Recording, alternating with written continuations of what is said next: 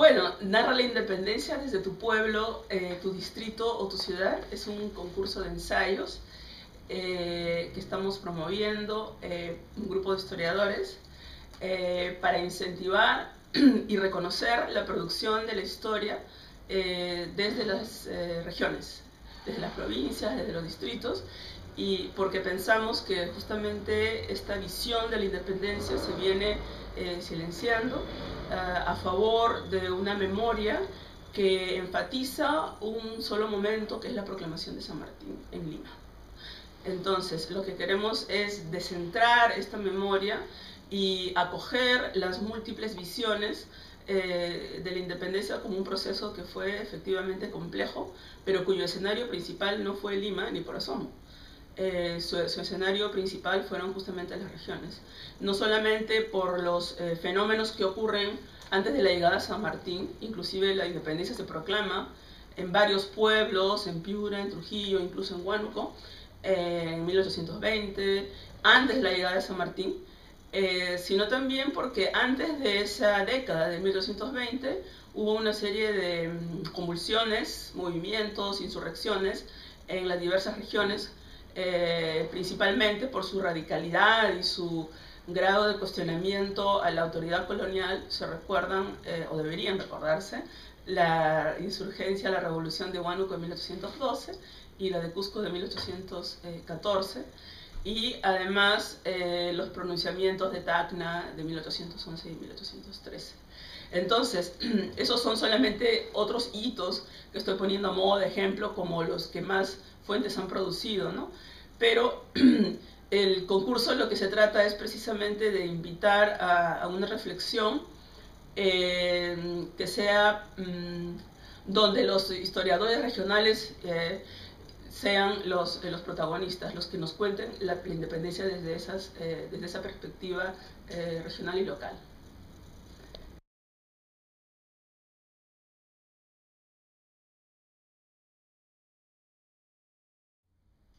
Sí, este concurso está abierto a las personas mayores de 18 años. No es necesario tener ningún título, ningún grado. En realidad, por el contrario, nuestro interés es escuchar las versiones de historiadores amateurs, de historiadores que sabemos que existen en los pueblos y distritos, porque en general la historia académica que se escribe con la perspectiva regional se nutre de monografías de provincias, de distritos, que están escritas por lo general por historiadores que no son profesionales. Y uno de los grandes objetivos del concurso es precisamente escuchar esa voz de la historia que no es producida por los académicos, pero que tiene muchísimo valor porque nos transmite no solo perspectivas, sino también información basada en documentos y periódicos que se guardan en las diferentes provincias y distritos, que ni siquiera están en bibliotecas públicas, a veces están en archivos comunales, a veces en archivos municipales, y que de otra manera no tendríamos cómo conocer, ¿no? Entonces es algo, yo creo que extremadamente valioso tener esa perspectiva.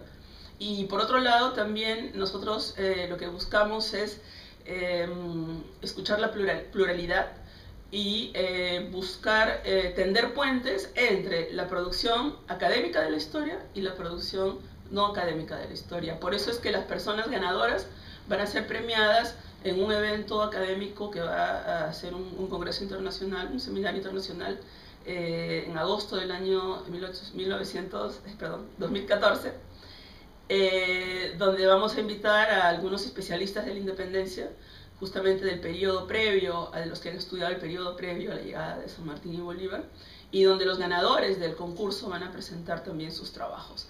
De esta manera, el público, para, digamos, cerrar la pregunta, el público preferido no serían necesariamente historiadores profesionales. Ellos también están bienvenidos, pero lo que estamos buscando es justamente salir del círculo vicioso de abrir un concurso y que sean siempre los que ganan los de Lima, y no solo los de Lima, sino los de ciertas universidades de Lima que ya están, cuyas voces son mucho más fáciles de oírse, y en cambio la gente que escribe, por decirte, desde Huánuco, de Amazonas, de Chachapoyas, de Puno, no se escucha en Lima, sino que los de Puno no escuchan a Chachapoyas y los de Tacna no escuchan a los de Huancayo, ¿no? Entonces se trata de buscar una integración, reunir estas versiones para integrarlas en la memoria colectiva, ¿no? Creemos que eso es importante y necesario, tratándose de, pues, conmemorar el bicentenario de la independencia, ¿no?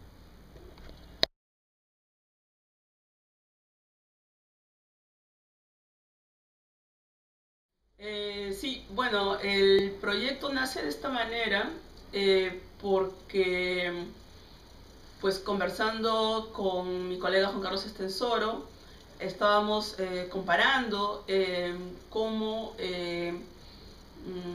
pues, valga la redundancia, en comparación con lo que ha sido los años 70, el gobierno de los militares, donde se dio un debate importantísimo sobre la independencia, que si viene de fuera, que si no viene de fuera, que si hubo participación popular, que no, y se produjo un caudal impresionante de fuentes. Hubo debate no solo dentro de la academia, sino debate político con los militares, como comparando con el bicentenario, perdón, con el sesquicentenario. En este bicentenario prevalecía un silencio que nos dejaba perplejos frente a hechos importantísimos cuyo bicentenario, que son parte del proceso de independencia peruano y sudamericano, como esas rebeliones que ocurrieron en Tacna en 1811-1813, en Huánuco en 1812 y en Cusco en 1814. Bueno, todavía no se celebra el bicentenario de ese evento, pero que son principalmente insurgencias indígenas, ¿no? Que vienen de las regiones y que tienen una radicalidad realmente que no se ha reconocido como tal. O sea, eran insurgencias que, por ejemplo, en el caso del Cusco, se plantea realmente un gobierno separado que no reconoce las autoridades coloniales, ¿no? En movimientos de esa envergadura en otros países como México han sido considerados el inicio del proceso de independencia, y en el Perú han pasado como en la más absoluta o están pasando de una manera increíblemente inconspicua, o sea que no, ni siquiera se nota su existencia. Entonces eso nos dejaba perplejos, por un lado, como dije, comparando con lo que ocurrió en el gobierno militar, y es algo paradójico porque estando en democracia, donde se supone que debería haber más debate, donde no hay ningún impedimento para la libertad de expresión, hay mucho menos discusión en torno a un tema tan importante para, bueno, lo que antes se llamaba la cuestión nacional, que en el tiempo de los militares, ¿no? Y también, no solo comparando ese silencio con lo que ocurría en los 70, incluso hasta los 80, donde se hablaba mucho de insurgencias indígenas, existían más trabajos sobre las regiones, ¿no? Desde las regiones.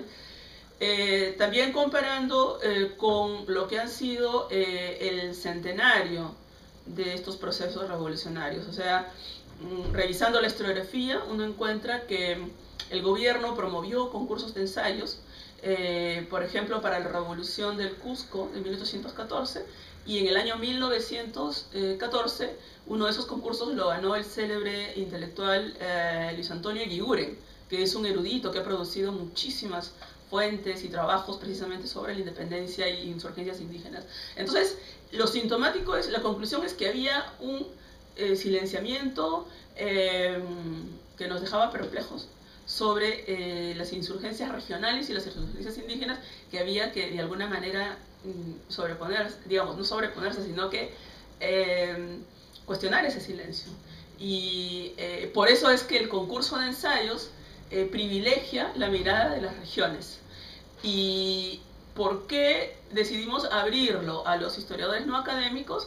Porque creo que, bueno, yo siento que es una... mira, yo tengo la certeza absoluta de que la historia académica está mucho más ligada a la producción de historia no académica que lo que los historiadores académicos queremos admitir. Y un ejemplo muy simple es que cuando uno hace una historia regional, sea de Cusco, de Huamanga, Ayacucho, un historiador académico siempre se va a basar de lo que se ha producido en las provincias. siempre. Siempre hay una monografía de la provincia de tal y cual. Y esas monografías no las han escrito los historiadores académicos, las han escrito los historiadores no académicos. Y yo creo que las divisiones las hacemos nosotros. Y entonces lo que sucede es que nosotros en Lima o los historiadores académicos aprovechamos la producción histórica de estos historiadores no académicos y no les damos el debido reconocimiento. Entonces este concurso quiere dar un reconocimiento, visibilidad y establecer diálogos y puentes justamente con esa producción no reconocida, olvidada y silenciada, ¿no? Entonces son, digamos, dos aristas, ¿no? Una, recuperar esa visión de las regiones y también reconocer a los historiadores que la producen.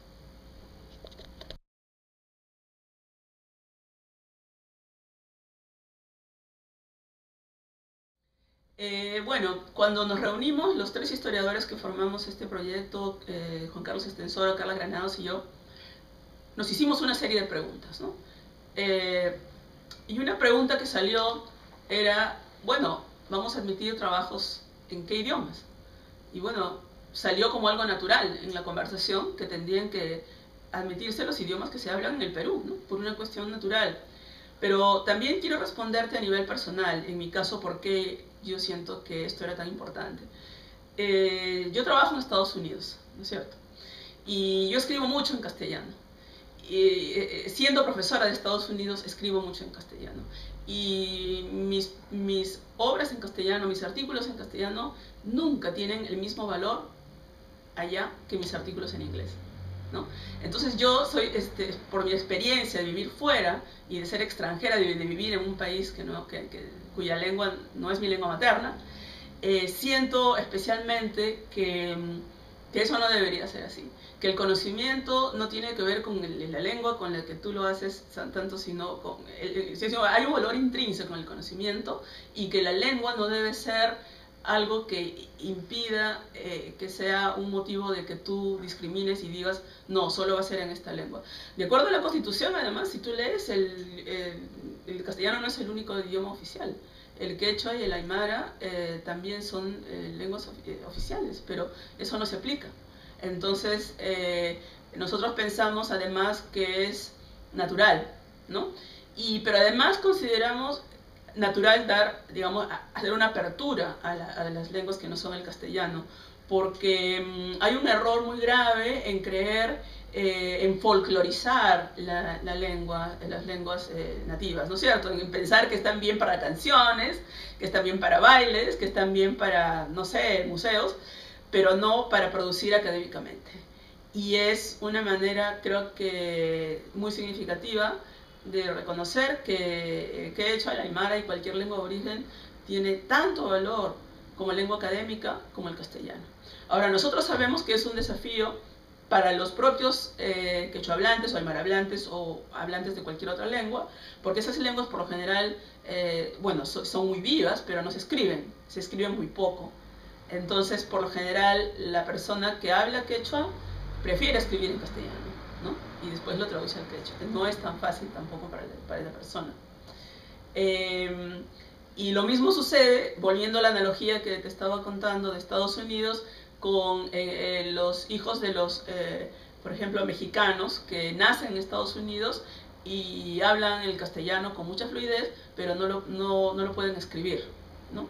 Entonces, al nosotros abrir las puertas a que se escriban esas lenguas, queremos, bueno, dar un mensaje sobre el valor que tienen estas lenguas para comunicar contenidos académicos y, bueno, esa es principalmente la razón.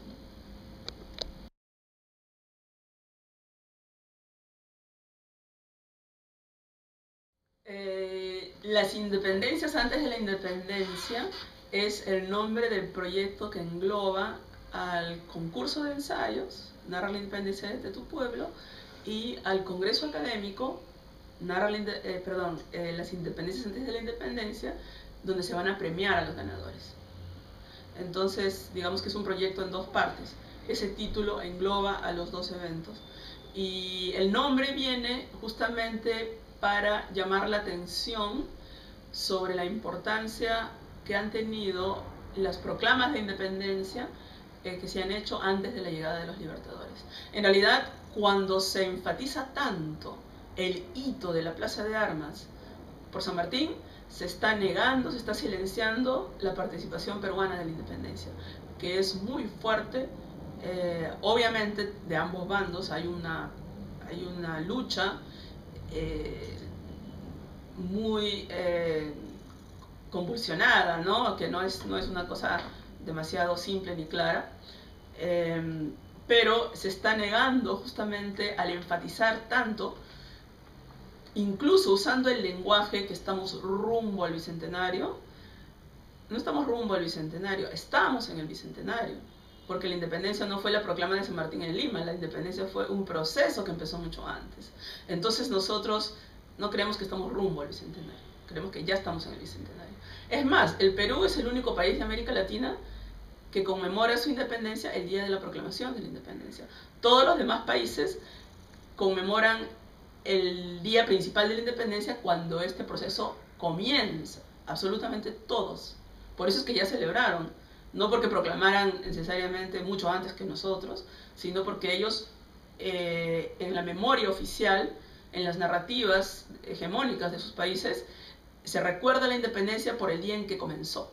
En Argentina es en mayo de 1810, en Bolivia son las juntas de Chuquisaca y de La Paz de 1809, en Ecuador también son las juntas insurgentes, anteriores a Cádiz incluso.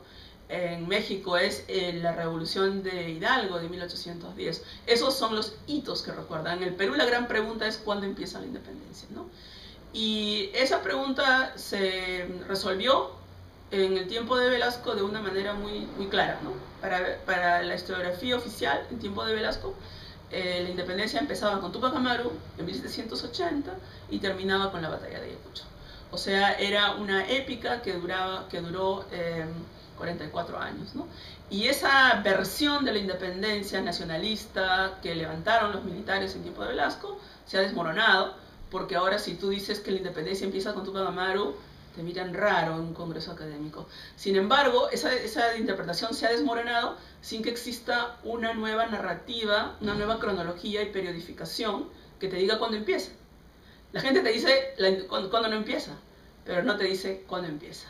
Entonces justamente esta incertidumbre sobre nuestra narrativa hace que nosotros planteemos este concurso para ver qué nos dicen en las regiones, porque es ahí donde se define en realidad. Lima en realidad fue un bastión realista, y es una ironía que se recuerde la independencia que proclama San Martín en Lima, cuando Lima se resistió más bien a los movimientos insurreccionales del interior del país, ¿no? Que es ahí donde realmente se lucha por la independencia.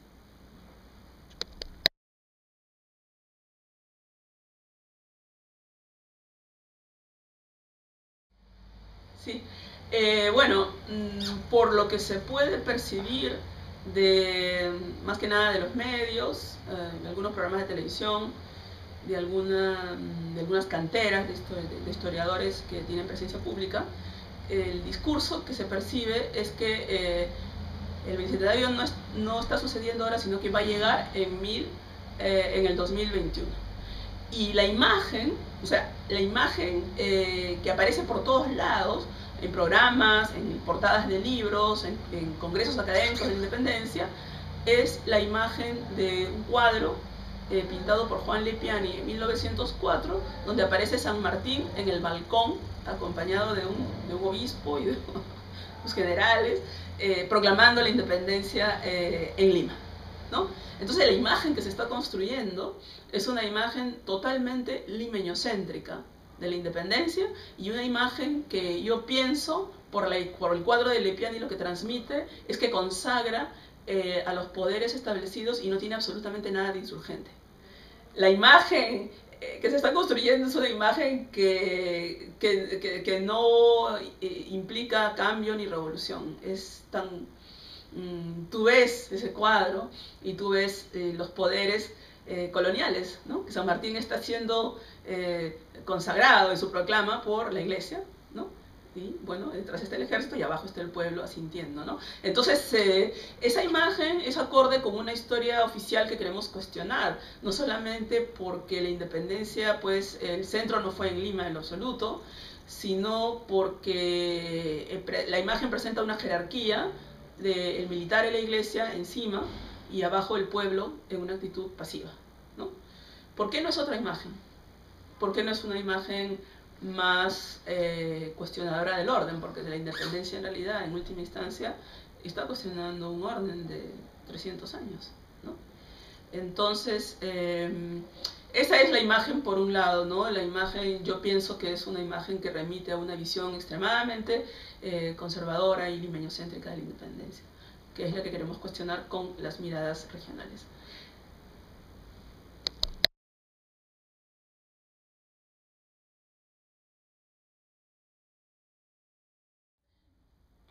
Sí, bueno, en términos de cuáles son los temas pendientes que los historiadores tenemos que resolver, hay muchos, especialmente quizá el Perú sea el país donde los historiadores tenemos que trabajar, más que ningún otro. Porque si tú le preguntas a cualquier persona que tiene un mínimo conocimiento de historia, ¿cuándo empieza la independencia peruana? Probablemente no va a saber decírtelo, pero si le preguntas a un historiador, tampoco te lo va a saber decir. Y eso es bien grave, ¿no? Entonces lo que tenemos que hacer, yo pienso que es, primero, son dos grandes temas, ¿no? Definir o debatir qué es independencia y el carácter ideológico de estos procesos que ocurrieron, estas insurgencias regionales, que es donde primero se planteó la ruptura con España y o el desafío de las autoridades coloniales de una manera muy radical. En la rebelión del Cusco, por ejemplo, no solo por las dimensiones, ¿no?, que llegó hasta La Paz, Arequipa, convulsionó regiones incluso más allá que la rebelión de Tupac Amaru, y era parte de un proceso de independencia que tenía que ver con movimientos en Buenos Aires, en lo que ahora es Bolivia, en Ecuador, ¿no? No solamente era el Cusco. Entonces, la gran pregunta es realmente si el carácter de esas insurrecciones fue un carácter separatista, que realmente querían romper con España, o era un carácter simplemente autonomista, que es como la corriente que ha ganado moda a raíz de la influencia de François Javier Guerra, quien postula que en realidad estos movimientos que se han llamado independentistas en América Latina, Hispanoamérica, no eran independentistas sino simplemente autonomistas, quiere decir que querían mantener sus gobiernos políticamente autónomos, pero dependiendo todavía de la monarquía, ¿no? Y yo creo que ese es un gran tema que en el Perú ni siquiera se ha discutido. ¿Y por qué no se ha discutido? Hay varias razones, yo creo, ¿no? En la tradición historiográfica peruana ha habido un énfasis excesivo en los personajes ilustres. O sea, en focalizarte en Baquijón y Carrillo, en focalizarte en Sánchez Carrió o en ciertas personas que tuvieron ideas revolucionarias.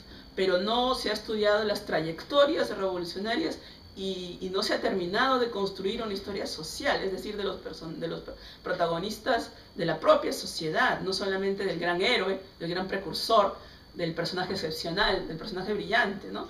Y creo que ese énfasis en el personaje destacado, brillante, intelectual o precursor, ha sido una manera de lidiar con un vacío o un problema que no se quería afrontar, que es el gran tema de las insurgencias indígenas y las insurgencias regionales, que han sido silenciadas sistemáticamente, ¿no? Y cuando se integraron a la narrativa a través de esta colección documental de la época de Velasco, han quedado prácticamente ahí olvidadas en esos tomos, en esos 100 tomos que se prepararon, porque ha habido trabajo impresionante de colección de fuentes.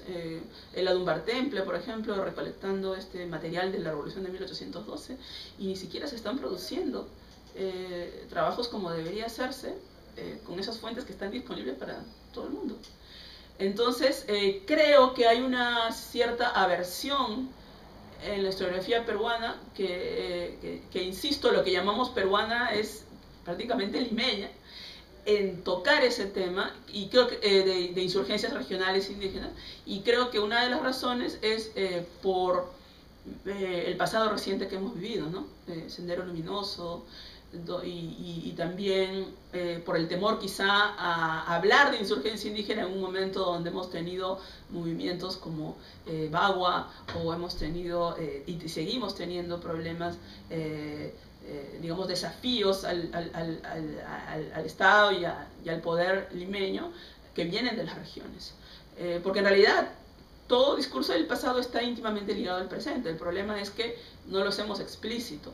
Entonces yo creo que estos silencios sobre la historia tienen mucho que ver con los silencios sobre el presente, ¿no? O la negativa de afrontar, digamos, o de usar un lenguaje que pueda ser comprometedor políticamente para el presente, como es la insurgencia, digamos, la fuerza que cobran hoy día los movimientos desde las regiones y también insurgencias indígenas en general, ¿no?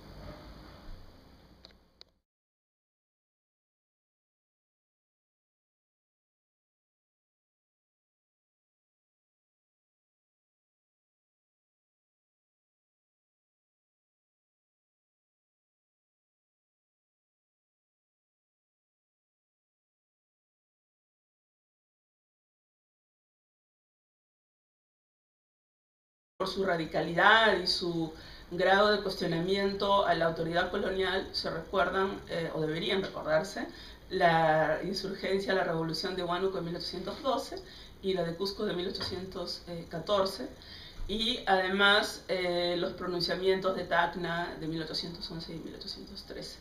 Entonces, esos son solamente otros hitos que estoy poniendo a modo de ejemplo como los que más fuentes han producido, ¿no?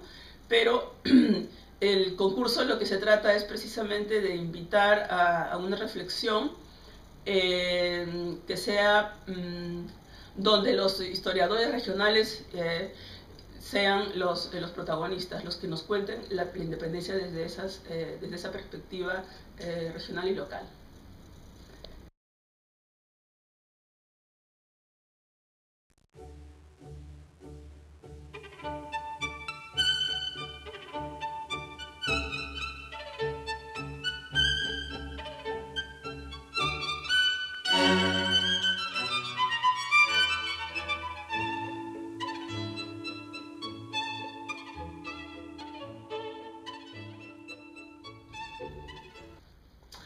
Bueno, narra la independencia desde tu pueblo, tu distrito o tu ciudad. Es un concurso de ensayos que estamos promoviendo un grupo de historiadores para incentivar y reconocer la producción de la historia desde las regiones, desde las provincias, desde los distritos, y porque pensamos que justamente esta visión de la independencia se viene silenciando a favor de una memoria que enfatiza un solo momento, que es la proclamación de San Martín en Lima. Entonces, lo que queremos es descentrar esta memoria y acoger las múltiples visiones de la independencia como un proceso que fue efectivamente complejo, pero cuyo escenario principal no fue Lima ni por asomo. Su escenario principal fueron justamente las regiones, no solamente por los fenómenos que ocurren antes de la llegada a San Martín. Inclusive la independencia se proclama en varios pueblos, en Piura, en Trujillo, incluso en Huánuco, en 1820, antes de la llegada de San Martín, sino también porque antes de esa década de 1820 hubo una serie de convulsiones, movimientos, insurrecciones en las diversas regiones, principalmente, pero que tienen muchísimo valor porque nos transmite no solo perspectivas, sino también información basada en documentos y periódicos que se guardan en las diferentes provincias y distritos, que ni siquiera están en bibliotecas públicas, a veces están en archivos comunales, a veces en archivos municipales, y que de otra manera no tendríamos cómo conocer, ¿no? Entonces es algo, yo creo que extremadamente valioso tener esa perspectiva. Y por otro lado también nosotros lo que buscamos es escuchar la pluralidad y buscar tender puentes entre la producción académica de la historia y la producción no académica de la historia. Por eso es que las personas ganadoras van a ser premiadas en un evento académico que va a ser un congreso internacional, un seminario internacional. Sí, este concurso concurso está abierto a las personas mayores de 18 años. No es necesario tener ningún título, ningún grado. En realidad, por el contrario, nuestro interés es escuchar las versiones de historiadores amateurs, de historiadores que sabemos que existen en los pueblos y distritos, porque en general la historia académica que se escribe con la perspectiva regional se nutre de monografías de provincias, de distritos, que están escritas por lo general por historiadores que no son profesionales. Y uno de los grandes objetivos del concurso es precisamente escuchar esa voz de la historia que no es producida por los académicos,